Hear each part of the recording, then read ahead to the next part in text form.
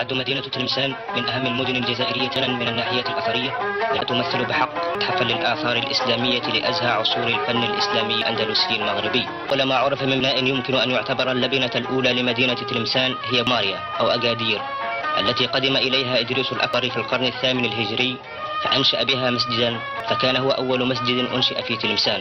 وفي القرن الحادي عشر الميلادي أسس الخليفة المرابطي يوسف بن تشفين قرية أسماها تاغرار. وفي القرن الرابع عشر الميلادي أنشأ بنو مرين أصحاب فاس في عهد أبي يعقوب يوسف سادس أمراء الدولة المرينية قرية المنصورة.